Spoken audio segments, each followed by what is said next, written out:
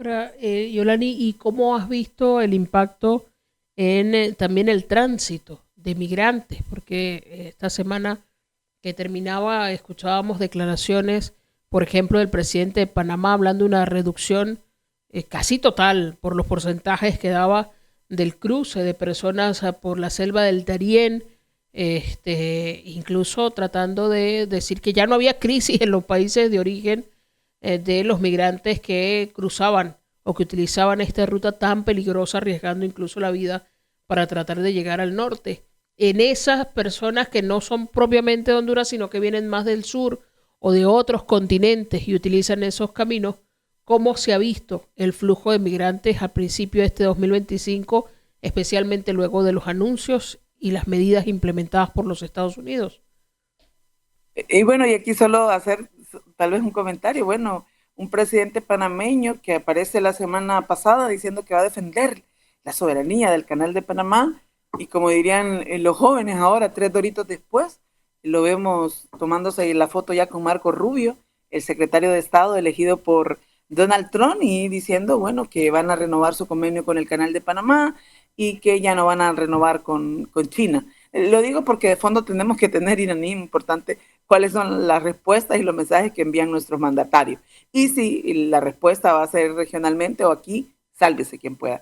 Pues en Honduras la cifra de personas que buscan irse a Estados Unidos se mantiene. Así lo están registrando las organizaciones de derechos humanos. Por ejemplo, ese flujo no es que ha reducido hoy por hoy. Seguramente mucha de esa gente se encuentra varada en México intentando ver cómo llega con más dificultad ahora, sí creo, hasta la frontera de Estados Unidos con México. Y te lo menciono porque de esas personas que vinieron en ese avión militar, ¿verdad? Los 126 migrantes que te comentaba, la mayoría tiene claro que su destino es regresar.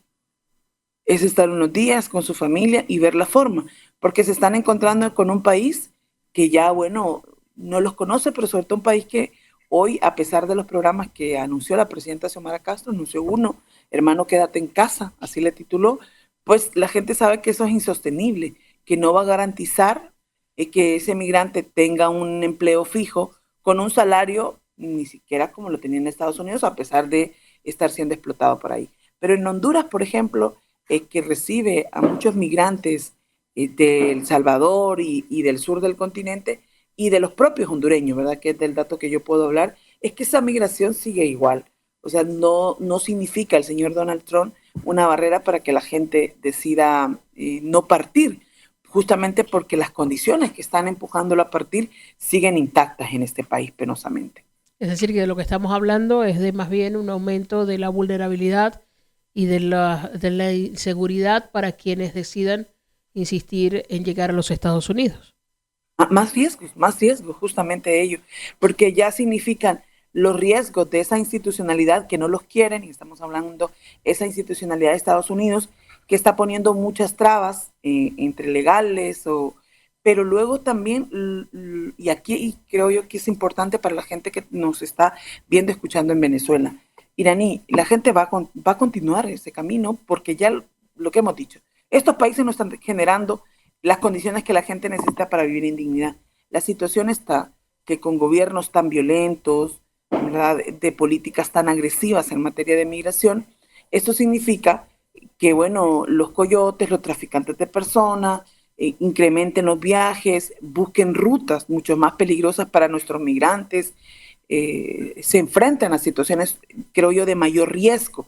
Y un claro ejemplo de ello es lo que vive México, que bueno, para la gente que nos está viendo y escuchando, esa frontera entre Guatemala y México, ¿verdad? Tapachula, que es muy conocida justamente porque es como el primer paso ya a llegar a ese gran México del norte.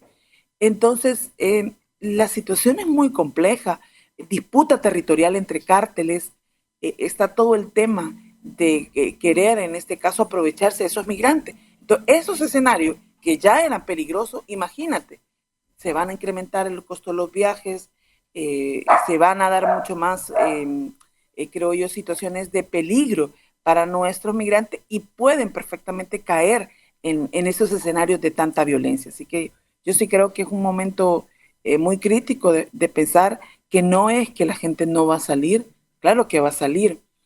Entonces, pero que lo va a hacer en situaciones mucho más complicadas.